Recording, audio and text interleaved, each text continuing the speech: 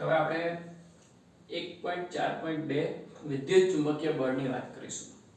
જ્યાં વિશ્વનો પ્રત્યેક કણ બીજા દરેક કણ પર ગુરુત્વાકર્ષી બળ લગાડે છે એમના દળને કારણે. એવી જ રીતે એક વિદ્યુત ભારિત કણ બીજા વિદ્યુત ભારિત કણ પર વિદ્યુત ચુંબકીય બળ લગાડે છે. તો વિદ્યુત ચુંબકીય બળનું ઉદ્ગમ સ્થાન વિદ્યુત ભાર છે. ગુરુત્વાકર્ષણ બળનું ઉદ્ગમ સ્થાન દળ છે. હવે વિદ્યુત ભારો સ્થિર હોય ત્યારે માત્ર વિદ્યુત બળ લાગે છે કે વિદ્યુત ભારો સ્થિર હોય ત્યારે માત્ર વિદ્યુત બળ લાગે અને એના માટે કુલમ્બનો નિયમ છે. જેમ ગુરુત્વાકર્ષી બળ માટે ન્યૂટનનો ગુરુત્વાકર્ષણનો નિયમ છે F = G m1m2/r². એવી જ રીતે F ચલે છે q1 q2/r². એટલે બે વિદ્યુત ભારો વચ્ચે લાગતું વિદ્યુત બળ છે વિદ્યુત ભારોના ગુણાકારના સમપ્રમાણમાં ને એમની વચ્ચેના અંતરના વર્ગના વ્યસ્ત પ્રમાણમાં છે. સમપ્રમાણ અચળાંક તરીકે k મૂકવામાં આવે છે. આ બળ પણ ગુરુ અંતરીય છે, ગમે તેટલા લાંબા અંતર સુધી લાગી શકે છે. હા, અંતર બહુ વધારે હશે તો આપોઆપ નબળું પડી જશે કારણ કે એનો વર્ગ છેદમાં આવે છે, પણ ગમે તેટલા લાંબા અંતર સુધી લાગી શકે એટલે ગુરુ અંતરીય છે. આ બળ લાગવા માટે પણ માધ્યમની જરૂર નથી. બે વિદ્યુત ભારને શૂન્ય અવકાશમાં હવામાં ગમે ત્યાં રાખો એમની વચ્ચે વિદ્યુત બળ લાગશે જ, એટલે માધ્યમની જરૂર નથી. હા, વિદ્યુત ભારો બે પ્રકારના છે, ધન વિદ્યુત ભાર અને ઋણ વિદ્યુત ભાર. એટલે આ બળ પણ બે પ્રકારના આવે છે. જો સજાતીય વિદ્યુત ભાર હશે બંને ધન કાં તો બંને ઋણ તો એમની વચ્ચે અપાકર્ષણ બળ લાગશે. અને વિજાતીય વિદ્યુત ભાર હશે એક ધન અને એક ઋણ તો એમની વચ્ચે આકર્ષી બળ લાગે છે. એટલે વિદ્યુત ભારો બે પ્રકારના હોવાથી વિદ્યુત ચુંબકીય બળ બે પ્રકારના છે. દળ એક જ આવે, બધાના દળ ધન જ આવે, એટલે ગુરુત્વાકર્ષી બળ માત્ર એક જ પ્રકારનું હતું. હવે વિદ્યુત ભાર સ્થિર હોય ત્યારની વાત કરીને, જો વિદ્યુત ભાર ગતિ કરે તો ગતિમાન વિદ્યુત ભાર છે ચુંબકીય ક્ષેત્ર પણ ઉત્પન્ન કરે છે, ત્યારે ચુંબકીય બળ પણ લાગે છે. એટલે વિદ્યુત બળ અને ચુંબકીય બળ બંને વિદ્યુત ભારને કારણે જ લાગતા હોવાથી બંનેની અસર અલગ પાડી શકાતી નથી. એટલે બંનેનું સંયુક્ત નામ આપી દીધું વિદ્યુત ચુંબકીય બળ, ઇલેક્ટ્રોમેગ્નેટિક ફોર્સ, વિદ્યુત ચુંબકીય બળ. હવે આના ઉદાહરણ જોઈએ તો પરમાણુ આયનીકૃત થાય ત્યારે વાતાવરણમાં વિદ્યુત ભાર આપમેળે ઉત્પન્ન થાય છે. અને વિદ્યુત ભાર વાતાવરણમાં આપમેળે ઉત્પન્ન થાય એ વિદ્યુત ભાર વાદળથી વાતાવરણ મારફતે પૃથ્વી તરફ ગતિ કરે છે ત્યારે આપણે વીજળીના ચમકારા જોવા મળે છે. વિદ્યુત ઘંટડીની અંદર પણ વિદ્યુત બળ જોવા મળે છે. વિદ્યુત બળ છે ઘણું પ્રબળ છે, ગુરુત્વાકર્ષી બળ કરતાં તો ઘણું પ્રબળ છે. દાખલા તરીકે નિશ્ચિત અંતરે બે પ્રોટોનને રાખો, એમની વચ્ચે લાગતું ગુરુત્વાકર્ષી બળ ગણો, કારણ કે દળ તો ધરાવે જ છે. એમની વચ્ચે લાગતું વિદ્યુત બળ ગણો આ સૂત્રથી, ગુરુત્વાકર્ષણ બળ આગળના સૂત્રથી ગણો, તો ગુરુત્વાકર્ષી બળ કરતાં વિદ્યુત બળ 1036 ગણું વધારે આવે છે.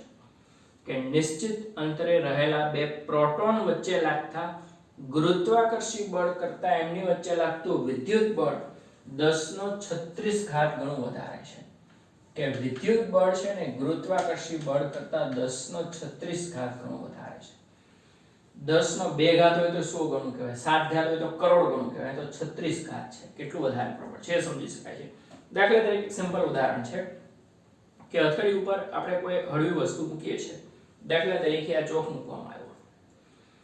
હવે આ ચોકનું વજન બળ, ચોક પર પૃથ્વીનું ગુરુત્વાકર્ષી બળ અધો દિશામાં લાગી રહ્યું છે, તો પણ ચોક નીચે તરફ કેમ ગતિ કરતો નથી? અહીંયા મૂકીશ તો તરત નીચે જાય છે, અહીંયા કેમ જતો નથી? હથેળીમાં એટલી બધી તાકાત છે કે પૃથ્વીના ગુરુત્વાકર્ષી બળને રોકી લીધી.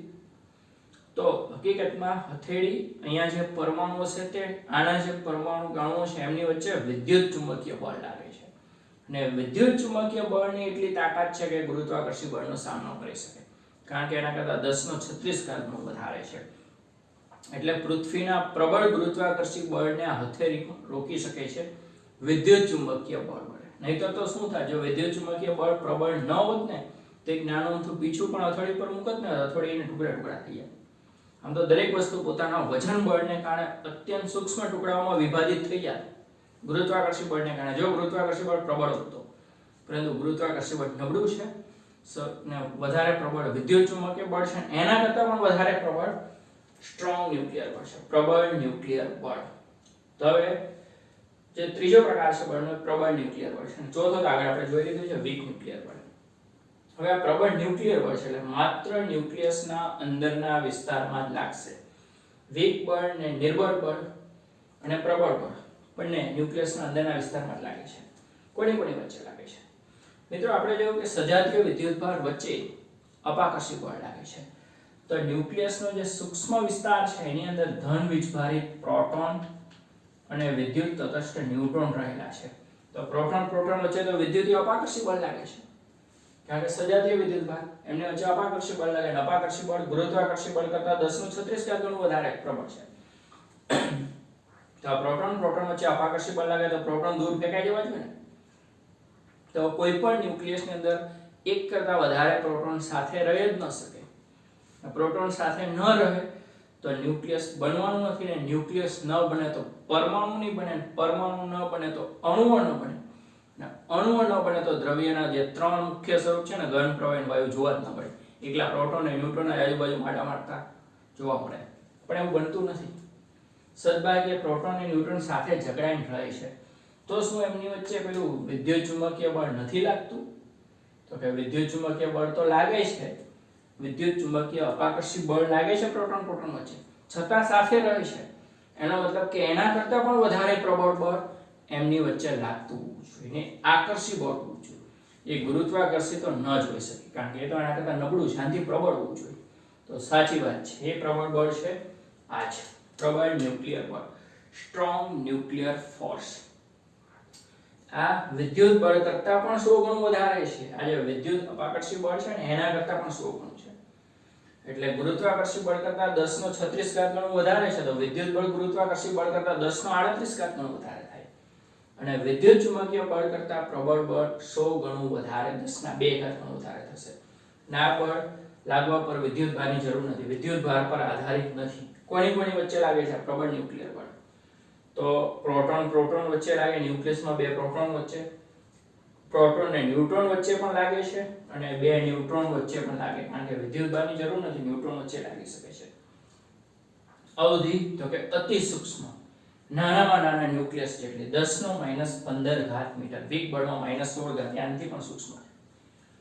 તો અવધિ છે અતિ સૂક્ષ્મ, 10⁻15 મીટર છે.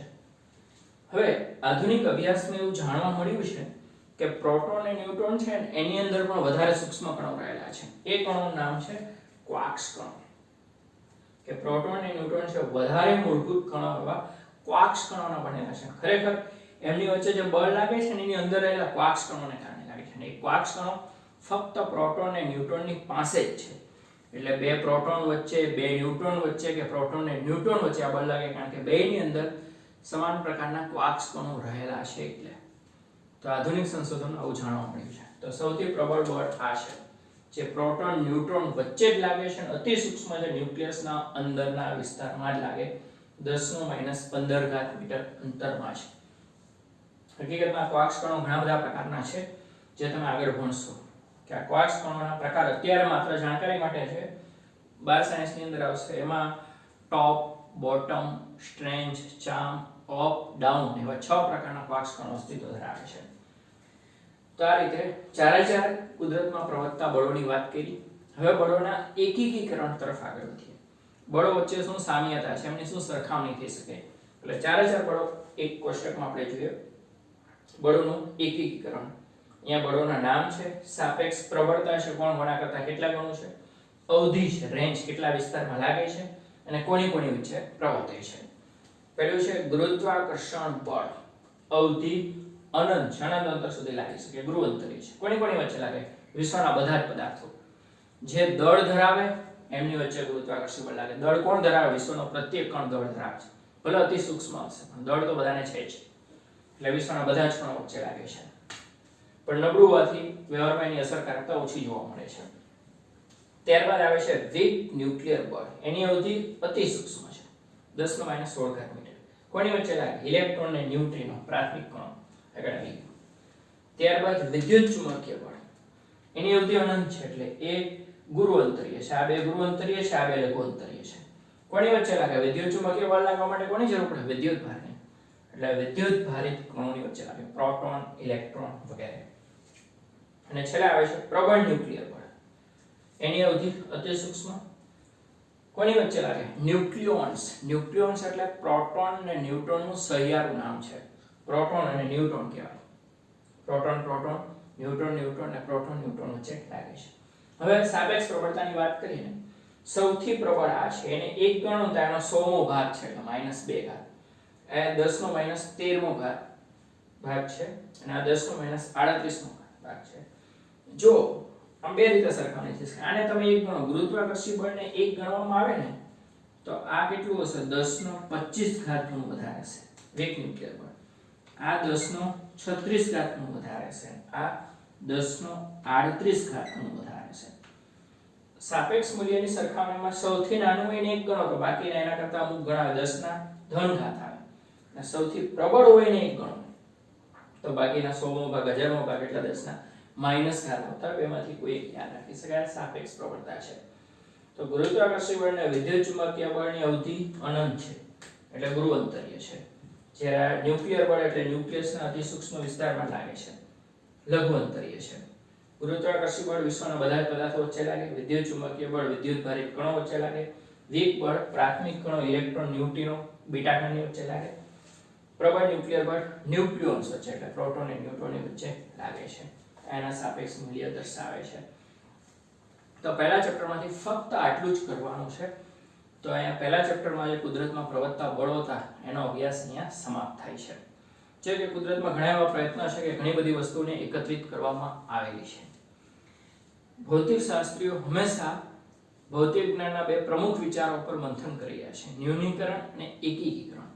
બધી વસ્તુ એક થઈ જાય તો બધી ટેકનોલોજીમાં એક જ સિદ્ધાંત કામ કરે તો બધી વસ્તુઓ નાની થઈ જાય, રિડ્યુસ નાની સાઈઝમાં આવી જાય તો આ ભૌતિક જ્ઞાનના બે પ્રમુખ વિચારો છે. ભૌતિક વિજ્ઞાનના બે પ્રભાવ ક્ષેત્ર છે, સ્થૂળ અને સૂક્ષ્મ. સૂક્ષ્મ વસ્તુઓ પણ આવે છે અને સ્થૂળ મોટી વસ્તુઓ પણ આવે છે. સમગ્ર બ્રહ્માંડ મૂળભૂત બે ઘટકોનું બનેલું છે, દ્રવ્ય અને વિકિરણ. આ બધા ભૌતિક જ્ઞાનનો ભાગ જ છે, બરાબર. ફક્ત તમારી જાણકારી માટે રહેશે. તો હવે અહીંયા પહેલું ચેપ્ટર પણ આપણું સમાપ્ત થાય છે. યુનિટ ટેસ્ટ એ લેવાની છે જુલાઈના એન્ડમાં. એમાં પહેલું અને બીજું ચેપ્ટર છે. હવે આપણે ત્રીજું ચેપ્ટર શરૂ કરીશું.